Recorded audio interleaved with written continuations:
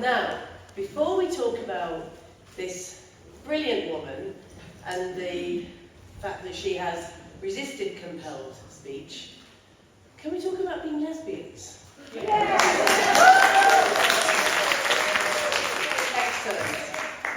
Because it occurs to me that wherever we go, and there's feminists and we're resisting patriarchy or male violence, often there's lesbians in the room. It's funny that, isn't it? Now you may have noticed we're different generations, but tell me a little bit about yourself and where you're from. And actually, I know this is a bit off topic, but I'd really, really love to know when you came out, and then I can tell you. Okay. Well, my name's Linzi. I was born up in Canny. My dad was in the RAF. Yeah. My dad was in the Air Force, so I moved around a lot as a kid. I spent most of my childhood in Grimsby, where my dad's from. When I lived in Grimsby, I was actually sexually abused at the age of 12. We moved up the northeast when I was about 15, and never really looked back to it. I mean, I did cry for a whole 2 weeks when I moved up here, and me and my brother did sit with each other at lunch and sulk about how much we hated being up here. But I got over it once I made friends, so.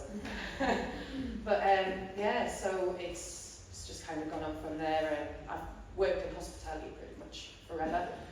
I realised I was a big raging lesbian when I think I remember I was 17 and I looked myself in the mirror and I just went, oh, Linzi, you're gay. And it was just this big weight lifted off of my shoulders, you know, and I was like, right, that's it. So yeah, I was 17 when I came out. And what year was that? That would have been 2007.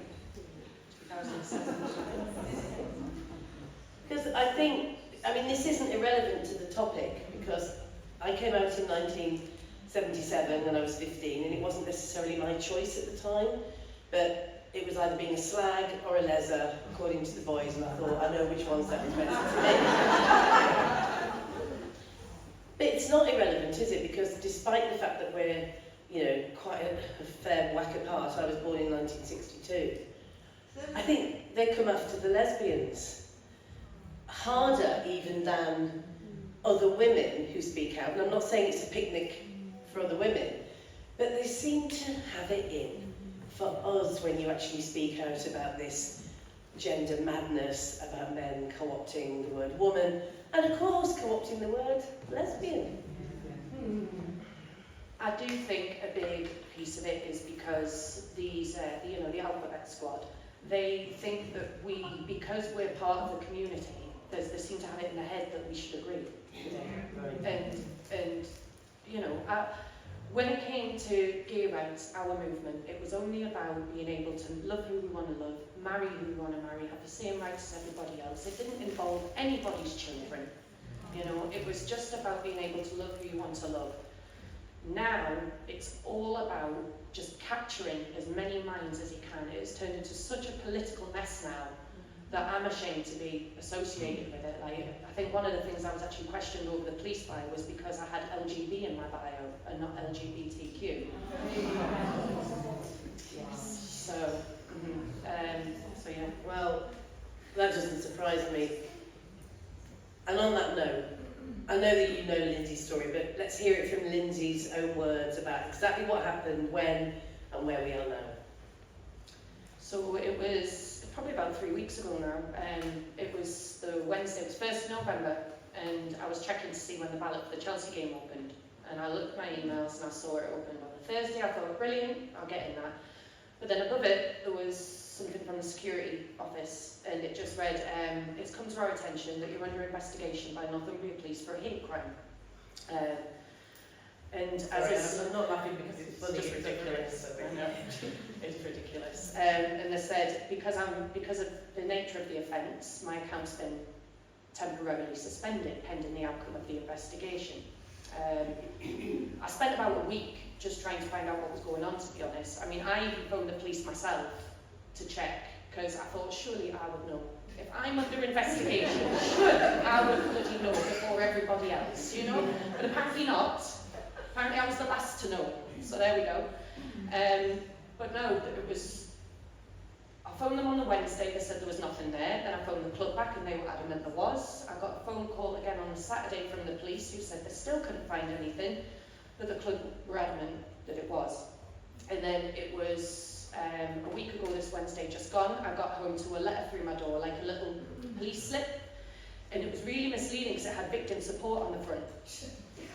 Yeah. So then in fact, I think I've still got it in my bag, to be honest with you. And I opened it up and it just said, give me a call. I thought, right, well maybe this is about the complaint I've made about all this harassment. No, it was PC lying. And it was, he didn't even tell me what I've been accused of. I didn't get told at any point. I hadn't seen anything for what was wrong. I just got told there's been an accusation made and I was invited for an interview. So on the Thursday I was going to go, I was sick to my stomach. And in the end I just reached out to some gender critical friends I've got on Twitter.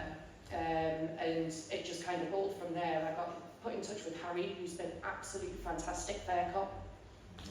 Absolutely brilliant. And then I actually got put in touch with Graham Lynan. So I've actually been in conversation with Graham Lynan, he's been brilliant. Yeah, and it's just gone from there. Harry actually phoned the police on my behalf on the Thursday to tell them that I wouldn't be going in to interview that day, and if they wanted to interview me, it would be next week in my home with him present. 2 hours later, the police were at my door trying to force an interview. There and then, saying that they wanted to just get it over and done with so I could get. I was told that Harry misadvised me. I was told police caution is for my own protection. When I'm put under caution, it's for my protection.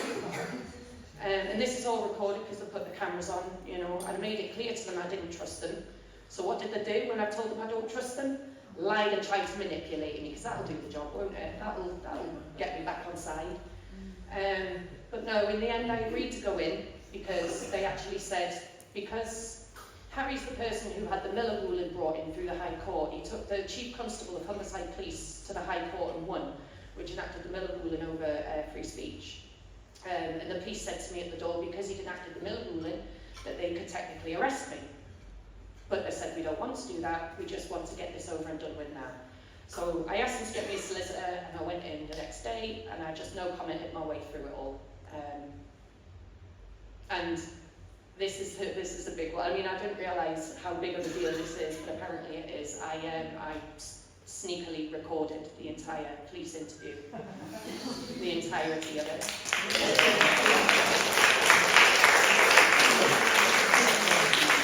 As soon as I was out, I sent Harry the recording, and that's the transcript you see online now. So it's everything you've seen is 100% accurate because it has come direct from my interview and the recording that I sent to Harry.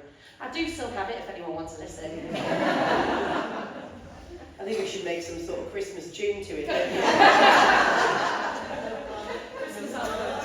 Have they tried to suggest that you broke the law in any way by recording that interview? No. I was worried when I'd done it because I sent it to Harry and then I was sick. Again, this is the way I am. I'm sick to my stomach worrying about doing something wrong because I'm not someone who goes on my way to do something wrong. But we're the easy targets, aren't we, I suppose. But no. Harry said to me, because I said to him, I'm really worried, I didn't ask to record it, and he just said, don't you worry, mate, you're more than within your rights to do it, so don't give it another second's thought. So I didn't. It strikes me that they don't know the law, and they're actually coming after you, as they did in the Miller case, for non-criminal hate speech, whatever it is. And, you know, I live with a police action lawyer, someone who sues the state for failure on violence against women and girls, but even, you know, she's not specifically focused on this issue, but she understands the law, unlike some of them. And I was in with her one Sunday afternoon. We had some friends around for lunch, and these two female uniformed coppers came to my door. This is in London, and they said that they'd had a complaint, and I didn't know what it was. I mean, it could have been somebody's car was parked across somebody else's, and they said it's a hate crime allegation, and these young police officers didn't know what they were there for really, and it turns out the usual trans person had reported me, and I said to them, I called in my partner, who's really well known, And I said, this is who she is, this is her name, write it down. Because when you go back to the station and your sergeant Googles it, I won't be seeing you again. And it was true, but the actual point here that I want to pick up with you about is, it does feel horrible. So I was able to laugh at that. I had the best protection in the world in front of me. I'd seen this happen loads and loads of times. We would have made some big publicity out of it. But that's not the point, because that's not how most people, women in particular, feel when they're hauled into a police station, right? This terrifies you, it keeps you awake at night, it makes you feel horrible and scared for your liberty. Tell us about the effect it had on you, despite all of the support that you've had. Well, I've been anxious as hell, I'll tell you that now. Just sick to my stomach's the main one.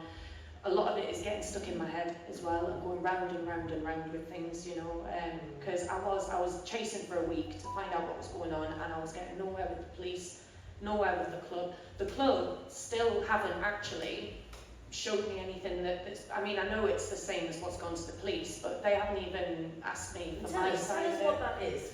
What is your crime? Oh, do you want me to tell you? Tell everybody the heinous things that you've said and done. So, the Newcastle United sent me an email confirming that I have been banned from the stadium for the remainder of this season and for the next 2. And the 3 points that they've banned me on are my first tweet, they've said they've banned me for, is I said, you do realise that the trans ideology is based off a Nazi, right? True. The second one, and this is about the group mermaids. Groomers are running away to another platform because they're not getting away with it on X anymore. True. And then the last one is, this just shows the level of narcissism of the trans community. There isn't enough of them to form a sports team, apparently. But the rest of us should change how we live to accommodate their mental illness. Yeah.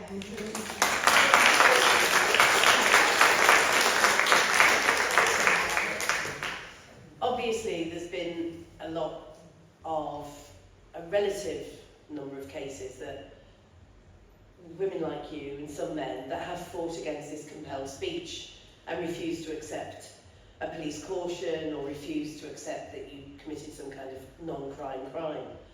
But actually there are some that have accepted cautions which stays on your record and is actually a criminal record. And they are connected to our world, to our community. And so you speaking out and being public about this will surely help get the message across. What do you actually want from this terrible situation? I was talking to my mum about this today, you know, and you know when you sit and watching things happen and you see something bad happen to someone and you sit there and then something good comes out of it and something changes, you know, but you never actually think you're going to be the individual stuck in the middle of it all, you know. I'm sitting there, some bit of me's thinking, why me? But no, I think the biggest thing I want from it, I mean, I want to be able to go back and support my team at the end of the day. But I just don't want this to happen to anyone else. Every time my buzzer goes off in the house now, I'm anxious because I'm worried it's the police. And twice it has been. You know, they buzzed my door the other night to post a letter through my door to tell me that there'd be no further action. They actually buzzed, I was in bed and they buzzed my buzzer and I didn't know it was them. Until I went down in the morning and there was a letter with no stamp on, handwritten, posted through my door, telling me there would be no further action pending any other information coming to light. So they told me no further action, but kept a little hint of a threat above it there, just to make sure that I stay in line, you know. Well, I mean, 2 things. One, that was harassment and stalking, and I'm sure that you've got ideas about what case to take against the police. Presumably, this isn't the end. Are you going to take a case out against the police? Yes. And what can we all do to help?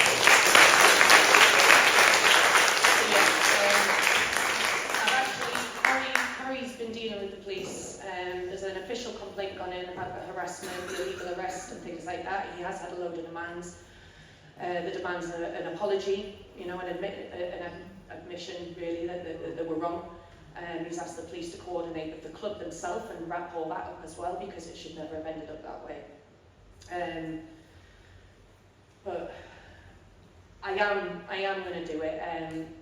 Harry's been on it. I've actually got a line of KCs who are ready to take on my case pro bono, which is good. So yeah, I've got a lot of stuff in place. I am going for the police. To be fair, Harry wouldn't let me not. He's like a dog with a bone. So yeah, I am doing that. But the Newcastle United thing, that's going to be a whole separate.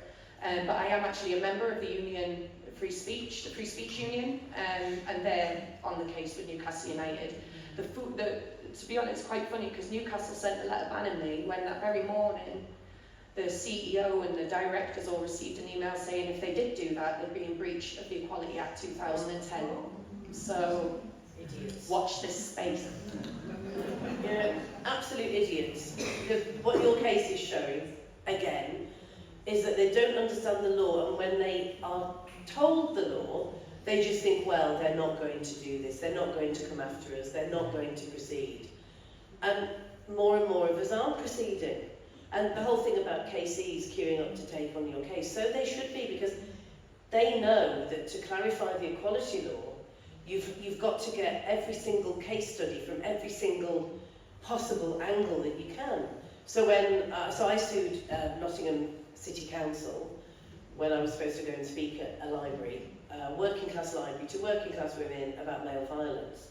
And the leader of the council cancelled it the night before because the blue fringes had been going crazy, the usual, tambourining themselves up and down the town hall. So we decided to go ahead and we had the talk in the car park. They'd said that if we entered the library, we'd be arrested or ejected or whatever. So we did the talk in the car park, and the trans activists were all playing Beyonce loud and doing their usual. And it was, loads of the women turned up that had booked tickets, that paid for tickets. And the council were given legal advice, we then find, that by cancelling me for no reason at all, because I was going there to speak about male violence, and even if I was going to talk about trans activism, they wouldn't be allowed to do that. They still went ahead, and two of their councillors put out a statement saying this was terrible transphobia, this is why we had to cancel her, we couldn't possibly have her on our premises. And which further kind of entrenched their position and made it much worse. And of course they lost, and they spent a load of money defending the case, and they lost. But now what we've got is a precedent about local authority buildings and local authority responsibilities. The same should happen now when you're talking about football clubs, when you're talking about the situation that you've challenged.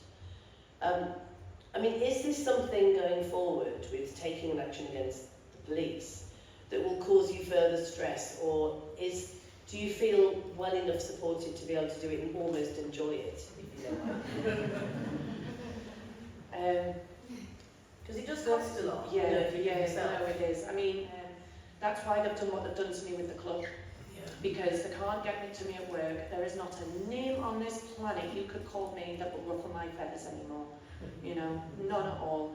I think I said to them out there, every woman here could agree, there's not a name someone could call us that we haven't all had 10,000 times over in this misogynistic cesspit of a world that we live in. So, it's a difficult one. What can we do? What needs to be done to put that layer of protection around you and your mum and the business and all of that going forward? I really wouldn't know, to be honest with you. I mean, the only thing I really know how to do right now is just do what I'm doing. And I'm just taking it one day at a time. I'm a Christian, I have faith, I mentioned that out there before.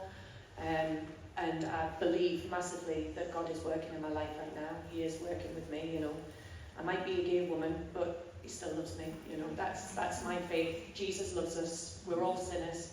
Just because one person sins in this way and another sins in that one, it doesn't make your sin any greater or any less than the other, but I do believe he's working with me. I've got great people around at the minute. It's just it's tiring, the some days you get up and you feel like you've got all the fight in the world for it, and then there's some days where, because I suffer with borderline personality disorder. So I do actually have to manage myself daily. I'm not medicated. I can't be medicated for it. You can't be medicated.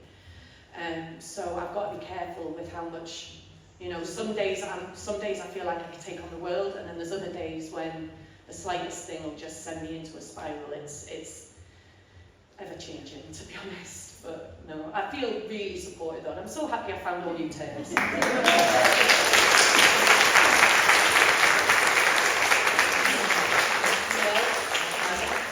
Obviously, we'll all do whatever we can, but I don't know if anyone has any particular ideas or points to make. Or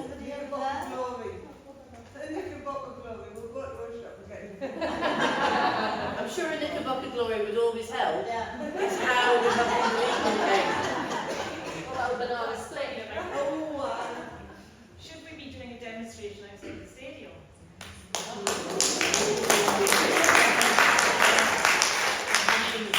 I mean, I'll even wear my Sunderland top. We'll all dress as Mackhams, eh? That's true punishment. That's me punishing myself.